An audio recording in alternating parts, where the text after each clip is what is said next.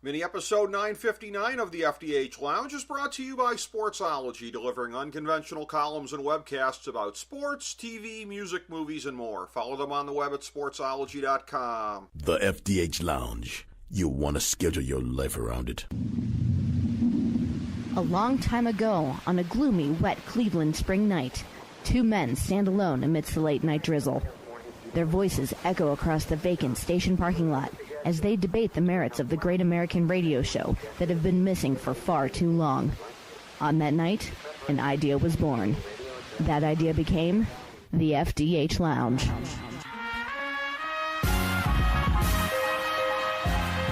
Welcome to the FDH Lounge. Hello, everyone. Welcome to mini episode number 959. This is a very special mini episode. FDH managing partner Rick Morris here with you.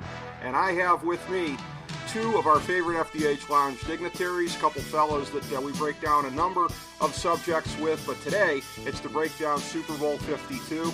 And to one of these gentlemen in particular, very close to his heart, our good friend Joe Staszak from 97.5 The Fanatic in Philadelphia. Good friend of the show, a longtime radio and TV guy in Philadelphia. And Joe, good to have you in. We're actually recording this parade day. I had no idea when I locked you in for today that it was going to be parade day. I thought for some reason it was going to be Wednesday of this week, but a pleasure to have you on, and congratulations about your Eagles, my friend. Well, thank you, Rick. I appreciate it. We're pretty happy here. Town is beside himself, and it was going to be yesterday, but we had an ice storm, and it was really bad weather, so they decided to move it to Thursday. Perfect weather. It was a little cold, and it was a circus-like atmosphere. Everyone behaved pretty much, and but I mean it was it was packed. There was people miles long, and this will never happen again in terms of it's the first one. So it's an unbelievable story. It's an unbelievable finish. And, this town, it's like Christmas season. Everyone's nice to each other. And, there's a lot of goodwill going around. I don't know how long it'll last, but that's how it is right now. Oh, yeah, absolutely. I mean, everything I've been seeing the last couple of days, very reminiscent to me. For us in Cleveland, it was just having a team breakthrough. We didn't have the number one team in this city breakthrough, the Browns, number one in fans' hearts. They're further away from that than ever. But just having the Cavs do it in 2016 was monumental. And from everything I've seen the last couple days, and you talk about a snow and ice storm, we got blasted pretty bad the night of the Super Bowl. I'm driving back from my Super Bowl party. It was a white knuckler, but I had sitting there next to me my phone, and via the TuneIn app, of course I had on 97.5 The Fanatic in Philadelphia, listening to you and your co-host on the post-game show. And it was great to hear the joy in your voice, my friend, and to hear you guys talking about it. And it brought me back to 2016, having my own memories of it. And again, just I can now identify with these moments of joy, and I was very happy that you had it. And you speak of co-hosts here. Your regular co-host on your podcast, Kallas Remarks, another great FDH Lounge dignitary, longtime friend of the show, my friend Steve Kallas, coming on. And Steve, great to have you on as well. And I know you joined me in being very, very happy for Joe.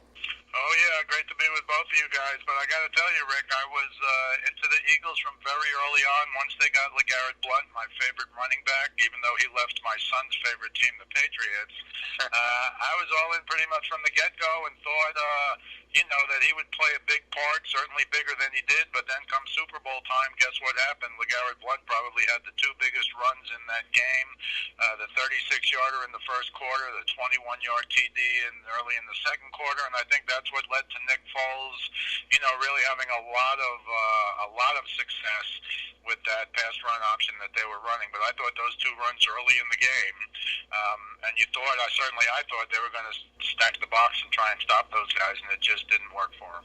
Yeah, absolutely. And I'll tell you what, I'm going to start this round of questions here with Joe and set this up. And Joe, I know that, again, between your post-game show on Sunday night and going on TV subsequently, your old stomping grounds there at 29, going on there to talk Super Bowl and kind of making the rounds, I know that you've done a lot of breaking down of all of this in your mind. I'm going to go back to last week's show that we recorded for the Super Bowl preview. A couple of our guests, Phil Villapiano, Chidi Ahanatu, a couple guys who had been in the Super Bowl themselves, and both of them agreed with my 3 keys to the game. They had a couple of their own, but my 3 keys going in, and Steve started to kind of tease it there a little bit. One was the power running, and the fact that Philly has power backs, New England basically doesn't. You would not characterize Lewis or White as that. Time of possession was really kind of skewed during the season for Philadelphia. They were up about 32-30, I think, average per game. So my thought was pound with the backs, establish time of possession. My second one was Foles has got to be the Minnesota Foles, not the Atlanta Foles. No dink and dunk crap. Aggressive, but effective. And that's the reason Philadelphia was the underdog. Who thought he could do that twice in a row? But that's what you needed. The third key was the key everybody else was identifying, 4-man pass rush to be effective against New England, because that's what works against Brady. Who would have ever thought you only get 2 out of the 3 Philadelphia wins, and the 4-man pass rush is not one of them? I'm looking at this like we've had an entire postseason of anomalies here. The biggest one, I think, prior to that game had been Jacksonville-Pittsburgh, where I picked New England in the AFC Championship game because I said the key to Jacksonville winning this game is for their defense to play far better than they did against Pittsburgh. And who sees that happening? I mean, Pittsburgh couldn't beat Jacksonville on a day when they were able to put up a lot of points on them, and Jacksonville won it with Blake Bortles rather than their defense, and I thought that was the biggest anomaly. But you look at this Super Bowl, the most yards in NFL history, not Super Bowl history, but NFL history. I mean, in a postseason of anomalies, this thing fits like a glove, doesn't it? And it's a thing where for Philadelphia to win the Super Bowl, I feel like it's the same thing as what I said about the Cavs being down 3-1, and that it's sort of like the Red Sox winning the World Series when they were down 0-3 to the Yankees. Like, it's got to be something that's just not ho-hum. It's got to be something like out of a great novel. And number one, to win it behind Nick Foles, and number two, to win it in the way that game went, just seems fitting, doesn't it? Oh, absolutely. It was a story about the Hollywood script. Unbelievable. I mean, Nick Foles, he didn't lose a game since Carson Wentz got hurt. He helped engineer when he came in the Rams game, two drives, ended up in 2 field goals, which won the game basically. And he came back from I think it was 18 down against the Giants, and we getting whooped early on, and they won that game. He had 4 touchdown passes, no interception. Struggled in the Raiders game, but still at the end put it together a drive, resulted in a game-winning field goal. The Falcons game, it was actually all right. He completed 76% of his passes, 248. Didn't have a touchdown, didn't have an interception. And he's been unbelievable in these playoffs, 6 touchdowns, 1 interception. He protects the football really well. So like you mentioned, Rick, he was off the charts against the Vikings. Some of those throws he made, those teardrops, especially the one to Torrey Smith on the flea flicker. Yep. They're just so impressive. His rating was 141, and this is a dirtbag. Although some people thought he needed to manage the game in the Super Bowl, I thought he needed to play more like he did against the Vikings. And his numbers weren't, his completion percentage wasn't as high, but I thought he played an actually fair game because the other game against Case Keenum, the defense was strong and it was a big lead. Here he had to outswing Tom Brady, and that was a tough thing to do, especially because Brady put up 505 yards. Ridiculous numbers, but Foles caught a touchdown pass, threw for 3 more, 1 interception. It wasn't his fault really. Alshon Jeffrey kind of tipped it back to the defensive back. I always thought, and I still assume, both for 1 and plus 1, 1 takeaway each. The key to though was the Brandon Graham strip sack at the end. Yep. They basically hadn't made a playoff night. For a lot of different reasons. I also thought time of possession and Nick Foles kind of went together because I personally, the Eagles were middle of the pack in sacks. I don't think the pass rush is as good as others think. I knew they weren't going to blitz a lot, so I thought the best way to keep Brady off the field was time of possession, long drives, keep things rolling. And they did, 35 to 25, or 34 to 26 basically, in 26 minutes, so Brady put up 505 yards, so that didn't go well for my theory. And then red zone efficiency. I didn't think he could win this game by kicking field goals, and apparently Doug Peterson didn't either. He went for a touchy call, going in the 4th and 1 run and a half with that Philly special. which Nick Foles called, actually. Doug Peterson got credit for it until they found out it was Nick Foles' idea. And, they were 2 for 2 on their fourth down for fourth down in the fourth quarter. And all told, I always think third down conversions are huge. Third down conversions plus fourth down conversions, there were 12 of 18. They did a lot of things right. Except for the defense being basically horrible. They made one play at the end that was huge. It basically sealed the game. But Nick Foles outsling Tom Brady to make up for his defense, which was not good. It was really amazing how it went. And I know, Steve, you must have been very bemused watching it. You're a guy who breaks things down pretty scientifically. You and I, a lot of times, will just look at the probabilities of how something's supposed to play out. And again, I could go on and on about this postseason. You look at that Falcons-Rams game. I think the first day set the tone for this. The Chiefs, with the collapse against the Titans, where the Titans somehow make it to the second round of the playoffs with their thoroughly mediocre team, and it's clear that the front office believed they were mediocre, which is why they made a change at head coach. But the Falcons beating the Rams in a game where you just scratched your head, like, where did that come from in terms of the Falcons rising up and the Rams falling apart? That really kind of set the tone. I think we went wire to wire with weirdness in this postseason and games where if you played them 100 times, maybe you get that style of a game 5 times out of 100. And the Super Bowl, I thought, Steve, fit that perfectly. Well, I certainly thought, as many did, that we were going to look at, that the Eagles had to plug in the Giants-Patriots 2 Super Bowl tapes. And I thought we were going to get something like a Giants-Patriots Super Bowl defense-dominated special. Instead, what we got is essentially what the Giants and Eagles played in 2017 twice, where Eli Manning somehow torched them for over 400 yards while he's playing on a 3-win team. But somehow the Eagles came back to win the day, to win the game, one on a 61-yard field goal when who knew who Jake Elliott even was.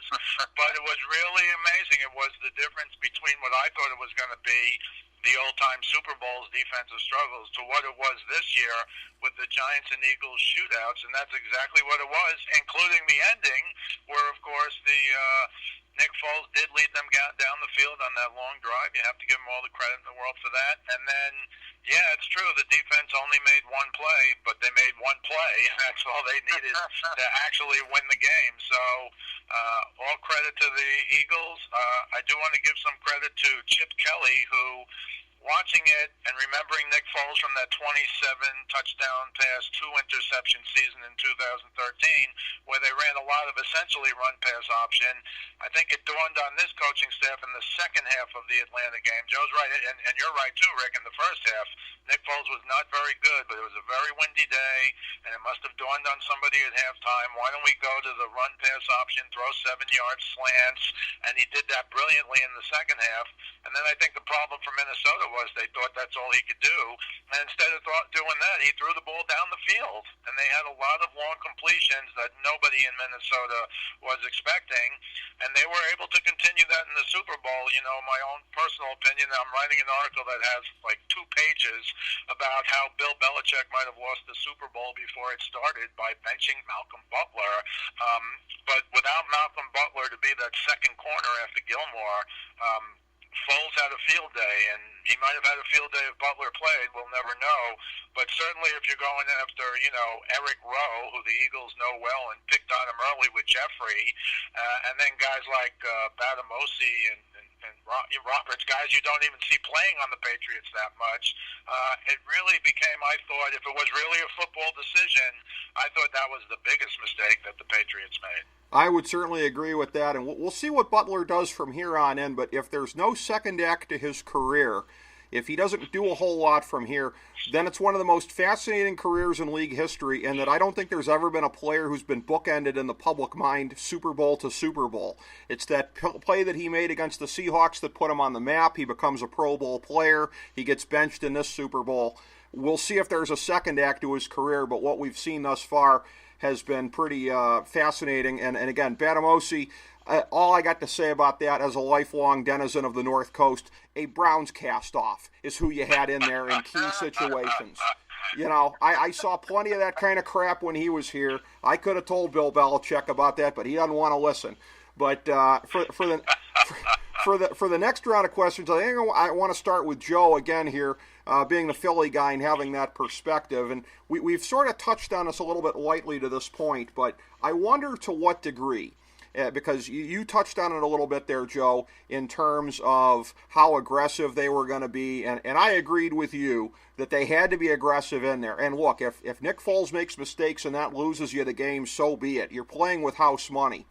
I almost wonder, in a weird kind of a way, if having Foles in there helped Peterson and the offensive coaching staff to do the right thing. I go back a year ago with Atlanta. And again, coming out of the NFC as the number 1 seed, but looking very, very formidable and looking across the field at New England. And I feel like they kind of looked at them like they're a great team, we're a great team. And it was one of those things where you don't play with house money when that's the case. And Philadelphia, because Foles was in there, they had no choice but to be aggressive. Yes, you could say they learned the lessons from Atlanta a year ago, but in terms of putting their foot on the pedal and saying, we got to play like it's with house money, and yes, it's an NFL championship drought going back to 1960, and we've never won a Super Bowl, but this is still how we have to approach it. My guess is Doug Peterson has proved that he's smart enough that he would have taken the same approach if it was Carson Wentz, but I guess we'll never know for sure. Do you think in any weird kind of a way, Joe, it actually helped that they had Foles because it forced him to do the right thing game plan-wise? I'm not so sure. Peterson always talks about how that's like next man up, and I never thought they would change anything when Carson Wentz went down. Maybe initially to get Nick Foles' kind of feet wet and get him going a little bit. He didn't have a training camp, and he didn't play all that much this year, except maybe in victory formation. Wentz could never play any better than Foles, and Foles was a very. Peterson trusted Foles. If you look at his playoff games, he's thrown 1 interception, and I believe he has 8 touchdowns. 8 touchdowns and 1 interception. He protects the football. I've never seen him play that good, to be honest with you. I mean, I don't know if anyone's seen him play that well, except for the 7 touchdowns maybe against the Raiders. He's kind of an anomaly himself. He's known as an above-average quarterback for the most part, but he has like these ridiculous records of the 7-touchdown game. He was an MVP of a Pro Bowl. Now he's an MVP of a Super Bowl in the 27-2 year. So at some point, he's got to get some credit for the way he can play. But now I think Doug Peterson is going to be aggressive, and sometimes it bites him in the rear end. Sometimes it doesn't, but he's consistent. And I talked to Steve about this the other day. Once they missed the early extra point, I thought they were chasing points. I don't think I would have gone for 2. I would have taken the easy point. Yes. But, early in the game, I would have just taken the point. But he did that, and it didn't work. But then it did work on the 4th and 1 when he want to put up a field goal. Because again, like I said, and Susan said it after the game, you can't win with field goals against this team. And like you said, Rick, you got to keep your foot on the pedal. And I thought they did. And Nick Foles was brilliant. I think the fact that Peterson put him in a good position, I thought Peterson's game plan against the Vikings and the Patriots was excellent, and Nick Foles executed. And I thought they played their best game, and they saved the best for last. The receivers fought everything.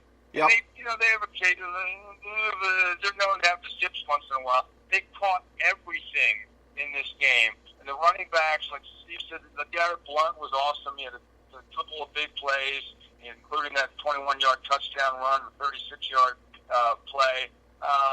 They had to play that way. Brady had 9 plays of over 20 yards. That broke Kaepernick's record a couple years ago. He had 7. Brady had 9 plays over 20 yards, and some of them were well over 20 yards. Right. Amendola, 50 yards. Burkhead, 46 yards. Hogan, 43 yards. I mean, not as well. The tackling wasn't all that great, but both sides.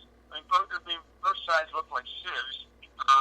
But again, Nick, I give him all the credit in the world. Nick did what he's done. He won 3 playoff games. He only played 1. And I don't think Carson Wentz could have topped that. I don't know if he could have even, played as well as that. But Nick Foles was brilliant, and I think Doug Peterson put him in a very good position to to be successful. Exactly, and as I think you clarified there, we have to stipulate, offensively, they could not have played better. On one side of the ball, anyways. One side showed up, not the side we expected necessarily. All right, to bring this full circle, Steve, I'll put the question to you. Do you think in an odd kind of a way having Foles in there was beneficial rather than Wentz just because it forced them to be as aggressive as they needed to be and not go into a shell like so many teams do against New England?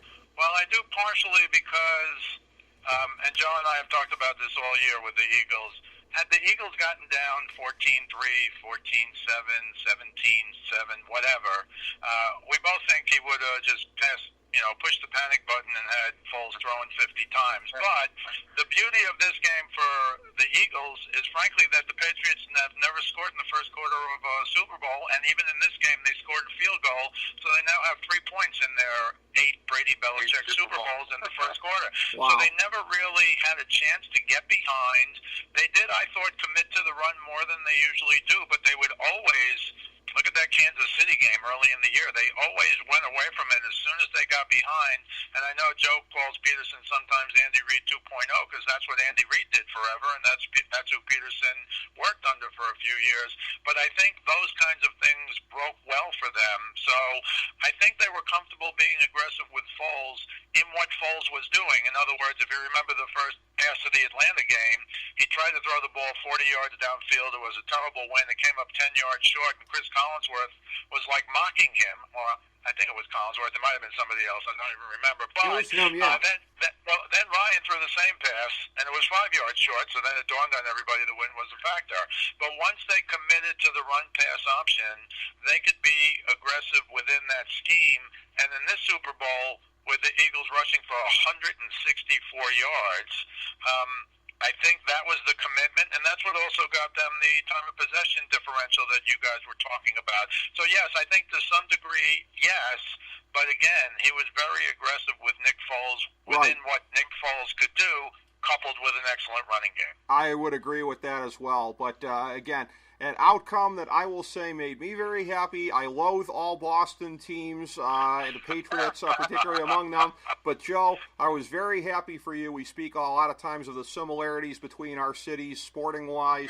Yeah. So, again, congratulations. As a Browns fan, I can only dream what this is going to be like. But, I got a ways to go. But, Joe, once again, congratulations, and thank you so much for being here to give us your insights. Hey, Rick, I appreciate it a lot.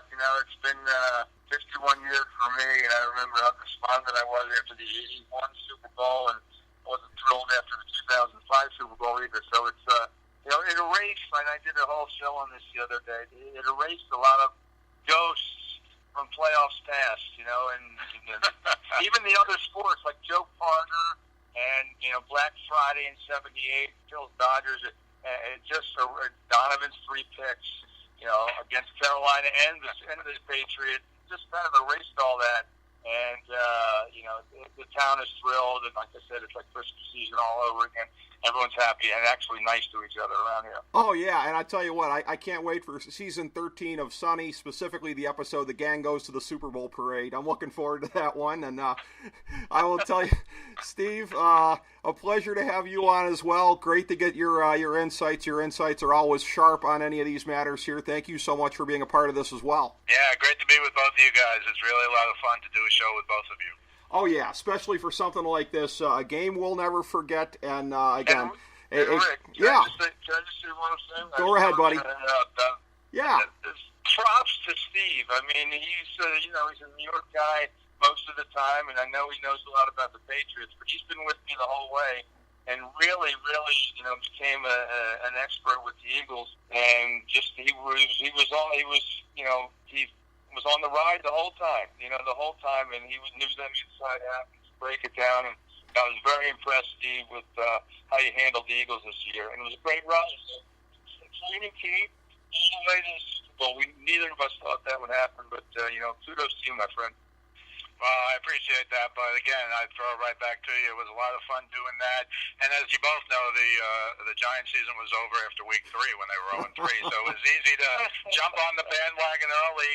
And I will say, Rick, that both Joe and I, on the air in Philly and on our podcast, not only picked the Eagles with the points in all 3 playoff games, but picked the Eagles to win all 3 playoff games. And I think if you watch them all year, you kind of saw the snowball getting bigger and bigger.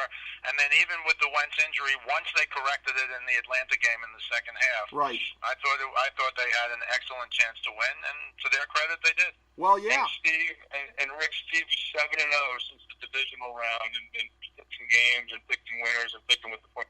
7-0, unbelievable. Wow.